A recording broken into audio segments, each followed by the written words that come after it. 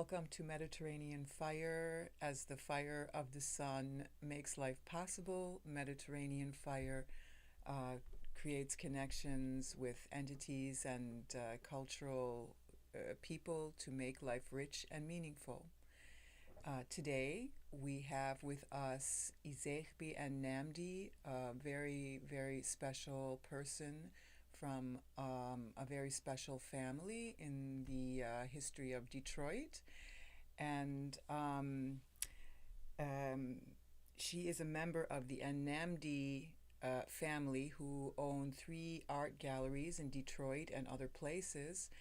And what I find very interesting about them is that their father, the father George and Namdi, did something which was I don't know, I would like to call it a decolonization process, where he actually liberated himself and his family from the societal forms and patterns that were invented by Anglo-Saxon, more Western cults, uh, it, to refine again their African root.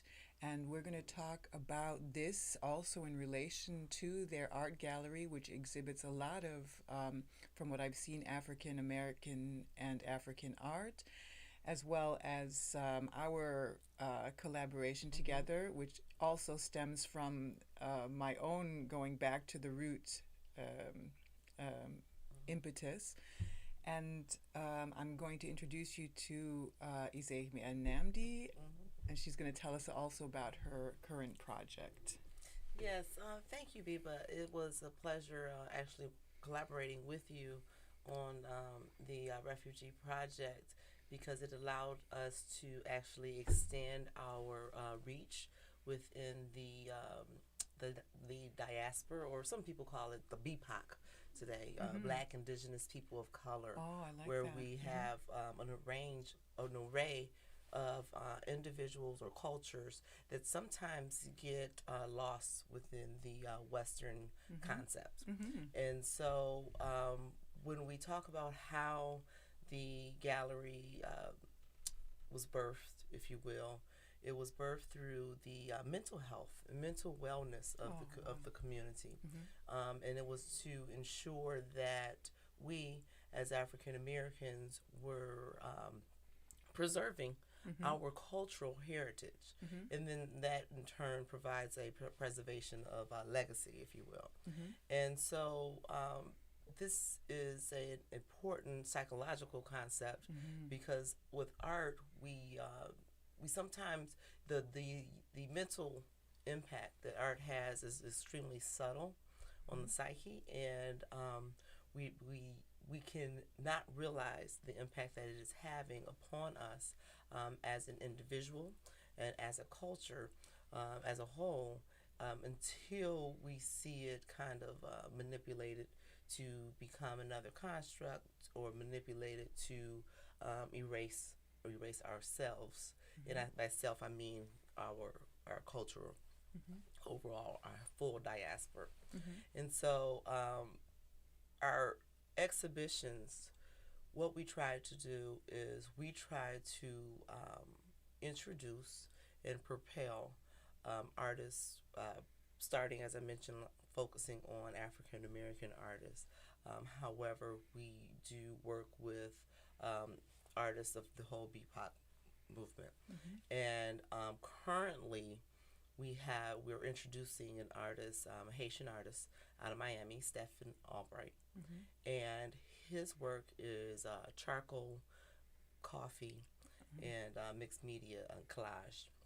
And it's really extremely interesting the way he is utilizing coffee to represent the journey, his journey, our journey. And so we do encourage individuals to come and view that. We will be having a broader exhibition with him in 22. We want to just introduce him this year, though. We also are bringing to life we're not bringing to life, we're reintroducing, or putting back out there some of our historical artists, if you will. And those artists are Nanette Carter. She's out of New York, phenomenal. And then we have Gregory Colts, who's out of Washington, D.C. He's also a phenomenal artist. And then, of course, Detroit's beloved Al Loving. We have him up as well. And so we really are trying to bring a culmination of African American artists, pardon me, within that exhibition together to just kind of show how we grow as a unit or as individual artists and how we connect to one another. So you will notice that in the Nanette exhibition, she has a series that is called The Bouquets for Al, demonstrating the love that Al has within her own artistic development, but then also that of others. So very, very, very phenomenal in that sense. Yeah. I think the current project you're involved in is the Art Walk. Yes. So, from what I understand, the Art Walk will be exhibiting the projects of 5 different curators. Yes. So the Art Walk, we are partnering with District Detroit to curate their Art Walk this year. We had the first Art Walk, which took place on July 9th, which was the refugee exhibition, and that went over very well. And what we're trying to do within each of those is put out some of those, propel the questions that we have from like a social justice standpoint. So the refugee, kind of making sure we maintain that awareness and keeping that awareness there through the arts. Isn't the global theme related to immigration and migrant issues? Yes, and it was really beautiful, and everyone really just the patrons were like, whoa, how nice. Powerful, how powerful this was, and so we're really grateful to you, to your group of artists, as well as to the district. In terms of recognizing our curatorial abilities and desiring for us to propel that for them. And so we hope that others will be able to, if you have not, or if you were not able to join us on the 9th, to come and join us on August the 6th. So that's Friday, August the 6th, I want to say. But that Friday, I want to say it's August the 6th. So the next one is August the 6th. Correct. Correct. So Wonderful. they're always on Fridays, and we'll have 4 more running, and that will go up until October 1st. I think it would be so beautiful for families to go there, especially immigrant families and others, of course, Yes. and children would learn so much because it would transmit what is beyond words and Correct. and what bypasses mediatic information, and also a wonderful time to gather after being Yes. isolated for It so is, because long. it's outdoors, socially distanced is still in play, and you just have a level of comfort of being able to be out and be conscious of your socialization at the same time. I'd like to go further into the decolonization process. How was it? How did you experience it in your family? Was it a gradual process? How did you feel about it when you were younger? I would probably say that was something that I was birthed into, and I was fortunate in the sense that I came from, or my siblings and I were birthed from parents who already had that inquiry into the self, of to whom they are, and to whom where they were connected, how they were connected. And so by the time we arrived here in our physical plane, we were already, the foundation was already laid in that kind of manner. And so we had the opportunity, and continue to have the opportunity, to walk with this construct of self as being the norm, as being the who we are in everything, all things. And we've had that ability just really for pretty much from all our lives. We don't see ourselves as not belonging to a particular thing, because that may be predominantly a place where others patron or socialize. We are everywhere. We do what we do, and we also, I think, because of that, because of the arts and culture and educational background that they have laid as our foundation, I would say that it's probably become just a natural way of life, and it's almost kind of like you don't think about that is very you interesting. just do it. You just are. That is extremely interesting, especially since your family has been here for three generations. So it's a very powerful force of nature that you're talking about that is maybe thousands of years Yeah. old. Well, it's funny you're mentioning that. I think that one of the things that my parents hail from Ohio, and I think that one of the things about Detroit is that Detroit has really was able to nurture that foundation, that kind of philosophy, that philosophical thinking that they had. I think that is one of the really unique beauties of the city. Yes, and how has it been developing in Detroit on that level? What changes have occurred in the past 30 years? Well, I think that Detroit is the growth is we've kept a strong hold with the African American community or the community of color, if you will. I think that a lot of that it makes us different when we look at other cities who also have strong African American communities.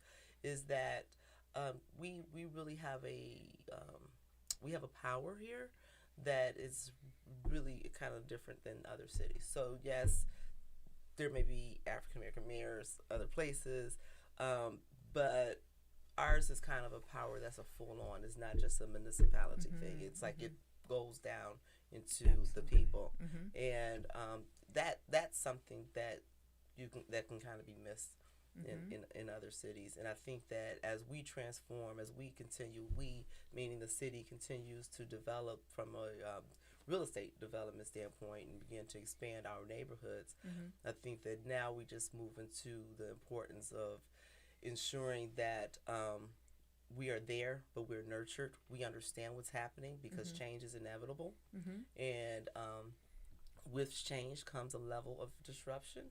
But that disruption is not necessarily that you are being removed from what's to come. It's just we're gonna reposition how we live there now, and I think it's just important as we do that to continue to move forward, understanding that we are still here. We're just trying to make it better. Yes. So I just had a flash of a lot of people are suffering also in certain areas, and it's a generational suffering. Do you think that if they were more reconnected in some way, or do you think they're disconnected from some part of their identity? Like if they were more connected to their African root, do you think that it would sort of give them peace and allow them to shed a couple layers of suffering? Well, I think that probably now, from a greater scheme, society has a disconnect from their roots, right? And so, and then when we break down the individual cultural roots, depending upon our journeys through our ancestrals to current, that can dictate what that disconnect looks like, right? Then currently, I think what happens is when we have that kind of challenge within the various generations, and how do we break some of these strongholds that these societal constructs and stereotypes have laid or bestowed upon us. I think it becomes about nurturing yourself, understanding yourself, and understanding how that fits into the bigger scheme of things. But this is one of the beauties about art. Absolutely. And the thing about art is it actually explains that to you. It may not look as such. When you look at an abstract painting, you're like, how am I in there? But the longer you sit and the more you visit with art, the more you begin to see yourself. That's why Amazing.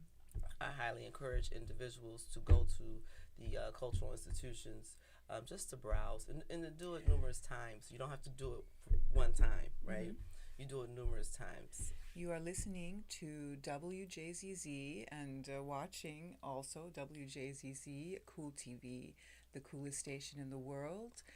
Catch us live on YouTube, Facebook, Twitch, and Twitter. We'd love to hear your comments. Subscribe, share, and please call in. This is a very pertinent conversation. I'm sure it resonates with many people in a very central way. So please call us and let us know what your journey has been, and or any thoughts you might have on the discussion today. Mm-hmm. If you just tuned in, we are with Wjzz and Namdi from the Namdi family, who have in Detroit the Namdi Center for Contemporary Art, as well as two other galleries. And we're talking about a sort of decolonization process that they have lived thoroughly by kind of shedding away the Western concepts and societal patterns that can be different than our own instinctive Mm-hmm. understandings of life. So by challenging the identity structure of the I, and maybe going through a very personal, in a way, research about what is innate, what was I born with, and then what did I Mm-hmm. accumulate from my exterior surroundings, and trying to discover or understand, this, because I think they would probably be all mixed They come together together. in a person, but it is possible to find answers to these questions, and I think they have done it in a very artistic way, and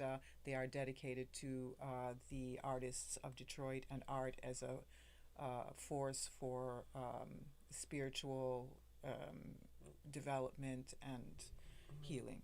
Correct. And thank you for that, B. But you made me think about one of the things. So we've expanded. So with the Anambi Center, we've also expanded into real estate. Oh. Yeah. So now with the gallery, we've always looked at how do we assist with igniting communities. So we always placed the gallery where we knew we could create a level of self-awareness. Uh-huh. Okay. And so now what we've done is we've taken our Namdi collection and we've actually began to develop buildings Mm-hmm. around them, and Oh. so the buildings themselves become art. Mm-hmm. And so this way what happens is we are now just kind of instilling art throughout the community, because I think that art and culture is a strong economic driver, Mm-hmm. for cities. Especially Detroit. I mean, especially Detroit, but when you really find a city that is thriving, you will find a rich art community that's Okay. thriving. Gallery systems are there. We're Mm-hmm. actually in the process of building a gallery district Absolutely. here in the Oh city, my goodness. just for that reason, in terms of making sure we create that creative Mm-hmm. economic, Yeah. I guess system, or not system. That's not a good word for it, but just a hub Structure. as a hub. Uh-huh. So Uh-huh. okay, creating that hub, Mm-hmm. so that yes, we've always had our cultural institutions. We've always had a wealth of galleries here, but just to create it where it's all in one place, concentrated, to Mhm. provide people with the walkability that they An need within the impact. community. Uh-huh. Correct, and that drives your tourism. So Mhm. now you have your Absolutely. creative economic. So did you initiated this project, and through all What- these thoughts that you just communicated to us? Well, this is something. Yes, my family. So Namdi Holdings and Unbelievable. Namdi Center, we work in tandem together. Mhm. Okay, so definitely, as you can hear, this is something that you don't come across every day. So it sounds amazing. Can you tell us, if you can't, that's fine. Mhm. Can you tell us what zone it would be in? Well, the district, the West End Gallery District, will be actually on Grand River, and that would be Martin Luther King to Rosa Parks, stretch right through there. And I want to say that's Greater Courtown, the Greater Courtown Okay. slice on Grand River. So we're excited about that. Yeah, Then we also have a congratulations. project over on McNichols, West McNichols, that we're doing between Monica and Prairie. and we're hoping to really also kind of bring not bring back, I don't like that word bring back, but re-energize the entrepreneurial spirit that has always lived on that street. Yeah. So the development projects are very interesting and also very rewarding. Absolutely. And that was one of the beauties of founding the center, because the center, in addition to the art gallery, the center then allowed us to actually really explore some of the other various forms of art. So we have music, like we have our jazz concert. We're trying to push back, open that's the abstract-minded jazz series. Nice. And so we have our first concert this Saturday at 6 p.m. And we're hoping you can join us if you can. Limited seating. We are doing intimate concerts. It sounds so vibrant. So, yeah, it is. So our goal is to bring you music that will penetrate your soul and help you, bring you dance. So we have dance classes. Right now we have Maurice Adams, who was our line dance instructor from Mr. Smooth, that group. How nice. And so we do dances over at Beacon Park, 3:30 to 5 on Saturdays. And so people love that. So those are all the kind of things. That's something that, you know, the community strives for, is dancing, you know. And so we're hoping to open back up our movement center, which has our full array of classes, which range from tap, kazumba, Afro beats, African dance, you know, ballrooming, the whole spectrum.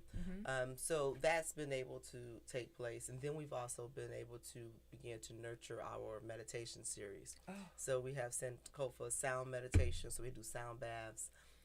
Then we work with the Transcendental Meditation community, and we have group meditation there for that, and then sometimes just presentations about what is, you know, how meditation affects you and nurtures your soul and relieves your stress, and then the mindfulness. So we kind of combine mindfulness meditation with the art. Absolutely. So, we're having a healing arts summit in the beginning of December. And it sounds parallel to what you're talking about now. So I hope to talk to you more about being in that. Okay, absolutely. And you said the sound meditation, and what kind of sound? Does it have to do with like frequencies? Yeah, it's the frequencies that actually coordinate with your various chakras, and so it kind of releases your stress. It gives you like a meditation. So the instructor is actually using the bowls to conduct the sound, and then that sound goes into those different frequencies to be able to release the stress out of each of your chakras. And it's interesting because you really feel, absolutely.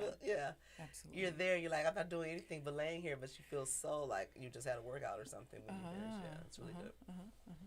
But that's a part of that learning, providing the community with tools to be able to relieve themselves of the stress, of the currents that come to them just through this daily westernization force.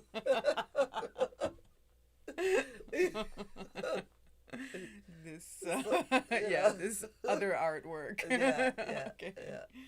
Okay. So what I'd like to ask about your background, what you studied, and did you always know that you were going to work in the gallery, and that it was going to it was always like that? Well, you could say so. It was the gallery, and then also education. We had a school in the Taki Taliba Schoolhouse of Detroit.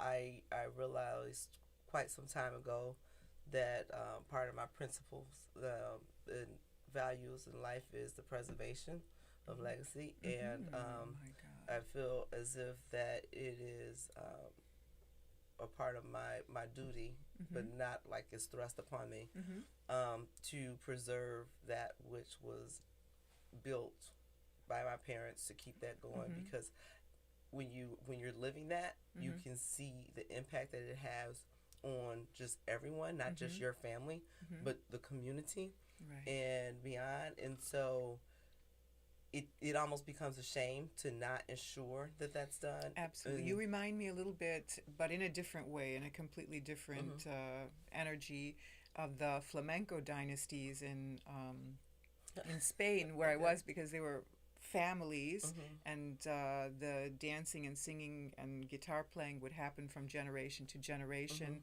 and the grandfather would teach, you know, the and.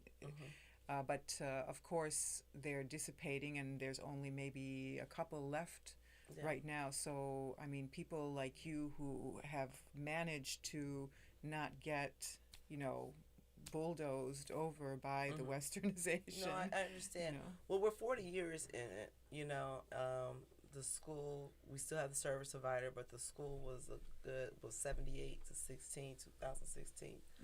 And then we still have the service provider where we do educational pieces within the community. And when you say that, that means you have, like, you initiate a project and you hire people to teach, or we may hire people to teach for you, or we may do educational programs for you. We used to do the full management for the James and Grace Lee Boggs School. Which school? Can you repeat that? James and Grace Lee Boggs. That discontinued last year. But it's so full management, baby. But in terms of doing the one-offs, maybe it's compliance, maybe it's, you know, some human resources, things of that nature. Yes, you know. But we believe that it's important to continue that educational element within what we do. So you have a huge, I mean, you have vision. Your family has vision. It's not just like opening an institute and just generating income there and providing the neighborhood with something. You're actually the buildings and the galleries and the programs are all tools to reach as many individuals as possible. Absolutely. And so that it becomes important because it's kind of like the notion of if you don't, who will, you know. And so you have to kind of do that. So my siblings and I, we've all been kind of socialized, going back to we've just lived this. And so we've always lived with art. We've always lived within education. And so I think that is the key in terms of when you talk about the flamingo, like, how do you keep something going from generation to generation? So, like, I mean, now my niece, she's 5, but she'll hang a piece of art for you. She'll work the gallery, but she just lives with it. She knows how to play around it. She knows how to tell her friends, hold on, you're getting too close. And it's not you are getting in trouble for it. It's just you learn how to live and be with these things. They don't become unfamiliar. They just become a part of what's there. And so you learn it like, don't touch a hot stove, right? You learn it just like that. And so you know, it's just kind of one of those things for myself. You know, we've always been told to do what you love, you know, and so I do. You know, I consider myself at heart, though, my thing, a sports girl. So I do have a lot of sports in me, and every now and then it's like a peekaboo. You're like, what are you doing over there with that sports activity? But I just can't get away. I can't get away from that, and that may get mixed up some sort of way within the educational component within what we do at a future point. But the education, the art was just, I just always knew in terms of the path, you know. Particularly when I was going, I got my MBA out at Presidio, but this was in the Seattle campus, which was Bainbridge Graduate Institute at the time, in sustainability. And when you start, my focus was development, like real estate development, house, green building, you know, that sort of thing. And when you start really looking at these kind of community components from that social justice standpoint, you just start realizing what's important. And I also realized at that point that could you explain this to people who kind of don't have anyone telling them about these kind of things? Can you explain just like this from what standpoint? From a green it's a sustainable, like green initiatives, just being conscious of nature, being conscious of people, Sometimes people look at the whole sustainability movement as if it's like a tree hugger situation. It's like, no, we like to protect trees, but at the same time, it's not just trees. And it's not just that you're just standing there, about this tree. It's about living in such a way where you're always conscious of the environment and knowing that it's a circle. Life is a circle. So while we may be an individual, we are individuals within a wider circle. And so that MBA provided me with that understanding, or the understanding of the connection points. And that's when I realized the value, or not the value, but I realized that I've been born with these tools, right? And so being able to continue to work within the educational field as well as the art field really satisfies me genuinely in that quest to bring that self-awareness and community awareness to individuals. Yeah. You are listening to WJZZ and watching WJZZ Cool TV, the coolest station in the world, and this is Mediterranean Fire. I am your host, Biba Sheik, and we are conversing with Wjzz and Namdi from the Namdi family, who initially had founded the Namdi Center for Contemporary Art and currently have very important artistic projects that involve different buildings and installing art and awareness and healing and education to as many individuals on a deep level as possible through beliefs about finding one's spirit, one's self, one's legacy and ancestry through something that's could be called like decolonization, taking off all that society has covered you with that's not synchronizing with your instinctive understanding of life and heritage. What do you think now, if you go to Africa, if your family goes to Africa, how is it? Because I remember when I was back in my 20s and I had left America and gone to France, and we were discovering our voices through kind of a anthropological voice work, and I suddenly have this Arabic quality in my voice, and the Africans would suddenly their bodies would be moving, and it would be like African dance. The people who were living in France all their life, and I remember talking to them about it, and back then, me going to the Arabic country, or the African grown up in France going back to the African village and dancing. How is it now? I know it must have transformed since the 80s and 90s, because there's more communication between peoples of the world. Well, it's been a while since I've been to Africa. I do plan on going this year though. So, but we grew up. That was kind of like our travel. You know what I mean? Like some people go to Disneyland. We went to Africa, kind of thing. Goodness. So we kind of just did those kind of things as like family vacations. The importance of that is, and I heard your question, but the importance of that is that goes back to that normalcy, that normal.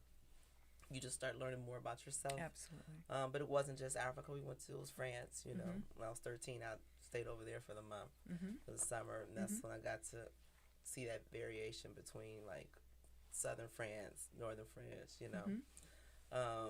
and so we've always just done a level of travel. I think Africa has evolved in such a way where you can feel the Western influence. You always okay. That's part of the colonization. That was always right. That was always selling. That clear. They're selling African images to us that don't exist in Africa. So to that point though, that's why I think it's important too for us to kind of start watching Nollywood on Netflix. That's one of the things I appreciate about Netflix is kind of bringing all of these cultures to us in their movies, their TV shows being delivered by those individuals. It's not me even though I'm of the diaspora, but it's not me here trying to depict what's there. Yes. It's genuinely individuals in those countries providing us with this information or these movies, this kind of entertainment, if you will. And so I really encourage everyone to do that. In terms of like going back to the growth, I think I think there's a level of struggle with the same way we do here. I think the difference though is that they are in their birthland in a sense. Absolutely. And while they have that struggle with the Western constructs, they are still able to have a sense of identity that's a little bit stronger than what we have here. And I find that if there is one who does lack the continental, if someone's continental, they do lack that connectivity to. You can tell that they've been around the Western culture in a very strong way, and they've adopted with the people living there. Yeah. Okay. Yeah, I mean, the ones that may come here. I'm talking about here. The ones that continentals that come here. You can tell they've kind of like moved away from a little bit, but I think they can't deny it though. At the same time, you made me think of an aspect of philosophy by Heidegger, and or was it Hegel? It was just a minute, Heidegger, and so that he was talking about in a certain chapter 3 types of people, those who are born in a place and stay in that place. And they don't question anything. They just live in the context of their birth. The second would be people who are thrust into circumstances of chance, maybe like a refugee or anybody who suddenly has to make a move and doesn't have a choice or not a big choice. And then you have the third, which is much less people, much less amount of people, which is those who can choose. To choose, I suppose, their destinies, or be the masters of their destinies, which is a strong term. But so those, everybody wants to realize their dream, and at any cost, anybody will do what they have to do, whether they are suffering, like in certain areas of that are even very poor, or people that are in a war, or anybody, even a woman who couldn't have any societal framework because she was busy being a mother and she regrets that. Everybody has that that dream, and they will do anything to realize the dream if they could. And because everybody wants to be a person who can choose to sculpt their environment, and in that way every person is an artist. And this is a phrase of Joseph Beuys, the artist. Every person is an artist because he may choose to sculpt his environment. And there it is, right. And that's I was going there because at first I was like, well, actually, we all are a mix of those three things, But I think that's important. The importance of travel is because the more you're able to travel, the more you're able to feel your connection points. Because I was surprised on how connected I felt to the Japanese culture. I mean, like, you could remind me of someone like, Japanese from what I know, because you're very. This is just. This is like I don't really know her that well either, but the Japanese people, all of the very important things to them, the very precious things, they never talk about them. Those things remain inside, and they focus on the details on the outside. This is true. So, but I was surprised. And I was just really surprised. 'Cause, I mean, in what way am I? Because it was like I almost felt more connected than I did when I was in Africa. Like, that's very strange. It was almost like, wow. Yeah, it was almost like, and it was just It Wow. was just interesting. It wasn't, I mean, Mm-hmm. but it was something. So it kind of spurred me Mm-hmm. to wonder about the whole human migration pattern Mm-hmm. and how Japan, Mm-hmm. connects to Africa because Mm-hmm. I wasn't really ready for that feeling. Mm-hmm. And then, my name being Nigerian, then every time I did see an African over there, they were Nigerian. I just felt like it's only Nigerians Okay. here. You know what I mean? It was just really interesting. Wow, so they had that feeling too, that they were very connected to the Japanese, to I go don't there and stay there. I don't know. I don't know. I didn't talk to them to find out. Mm-hmm. I was just kind of going with it and just really enjoying myself exploring the country. I got to Mm-hmm. go to the piano museum, which is another great thing about being able to, when you travel to these different countries. I never thought I'd be in a piano museum, Mm-hmm. but I wasn't thinking about not being in one. It just Mm-hmm. What did you say? piano. Piano? It was Uh-huh. so Oh my goodness. right. So so it's like, okay. So I'm looking at this evolution of pianos, and then you start realizing. So that's when you go to these other countries, you see these specific museums. I think like in Oh, Amsterdam, wow, there's the yeah. Purse Museum. You Oh. know, so you start being exposed to a little bit more, and you start Mm-hmm. seeing how things that are utilized Mm-hmm. in society have evolved, and then you start understanding their imprint Mm-hmm. and their influence and their responsibility. I mean, I know we're Mm-hmm. talking about pianos, but Mm-hmm. Mm-hmm. you start really seeing how Mm-hmm. um, they affected or influence society, and how they evolve, like which track that they go through, Mm-hmm. coming from Africa, then going here, then going there. Yeah. You start learning a lot, and Mm-hmm. so that was quite interesting. But Mm-hmm. I had fun with it. Learned a few words. Yeah. Let me see. Back Mhm. to I want to try to create this between, like, being in Africa, Mhm. you or a Western person that is part of the diaspora going to Africa, Mhm. like, if like a Western person from the diaspora went to Africa and started dancing in a situation where all the people were dancing, do you think they would fit in? Yeah, because I've done it. I can You dance. have? Uh-huh. I know Okay. how to dance. So I Okay. think All right.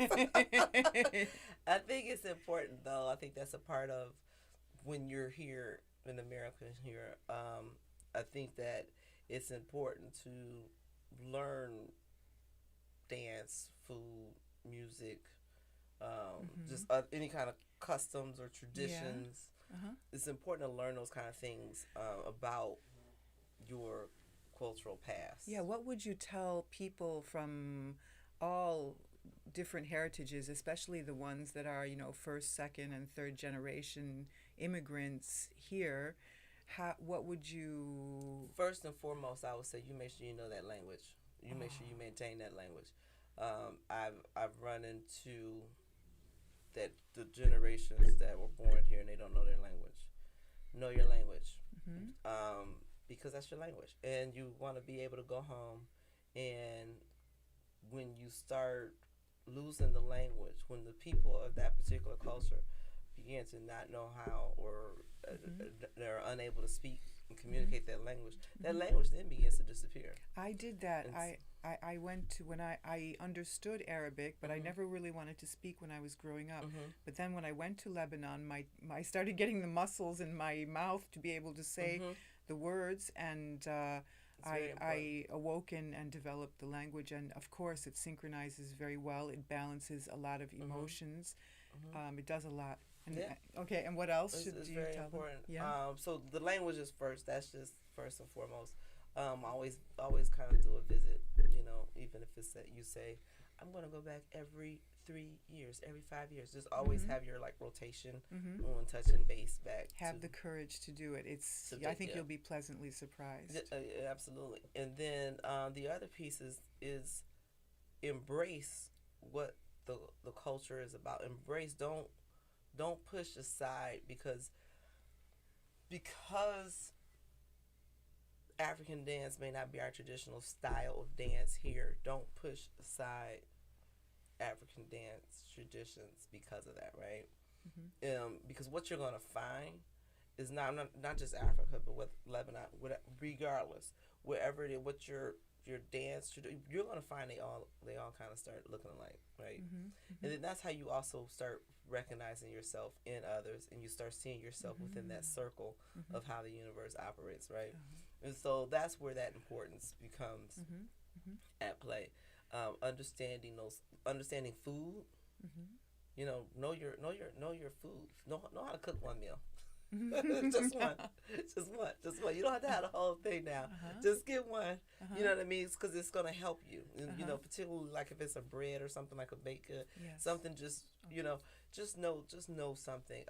Because I think that what happens is when we don't ensure that we know our language or continue throughout. Like if I'm first generation here, then I have children. If I don't ensure my children are keeping that language, and if I don't ensure they're keeping that culture, you end up kind of rejecting it just because it's not what you're doing as the kids growing up. You're like, if they're trying to go out and play, and the other kids aren't necessarily doing the same thing, you're not trying to reject it consciously. You know what I mean? You're just doing it because it's not what's going on in front of you.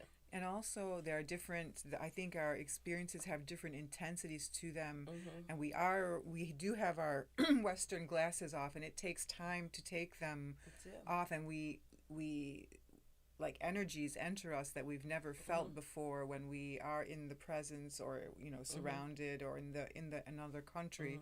I think. Yeah, and so what happens is because the Western influence is so heavy, it really it supersedes, and I don't really think any other cultural group really looks to thrust their culture upon another as they do, and so that's what makes it really heavy energy, and and then I think that because of that, it becomes challenging for others to be able to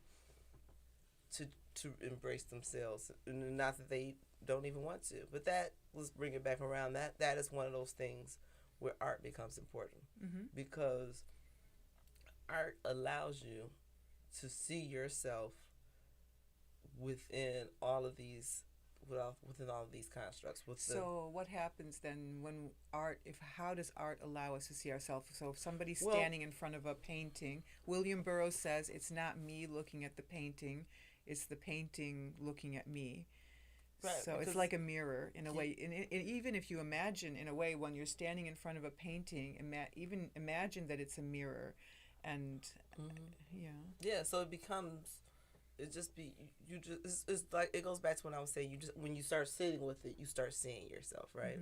And then when you start seeing yourself, you start understanding the roots.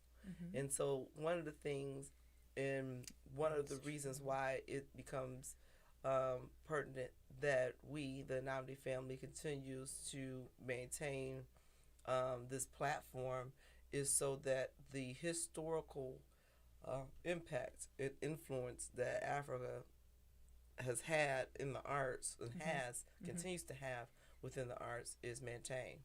Picasso's whole technique came from Africa, but we don't realize that. We start that as if Picasso started that. We don't recognize that these Western artists who develop their skills and are so famous, they were trained through Africa.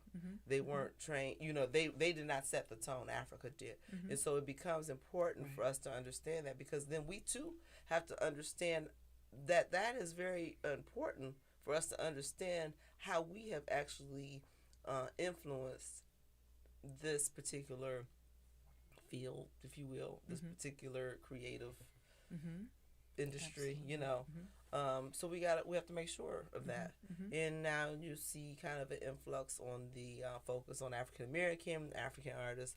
It's starting to kind of go into a lot of European galleries who weren't even touching them come the 80s, 90s even.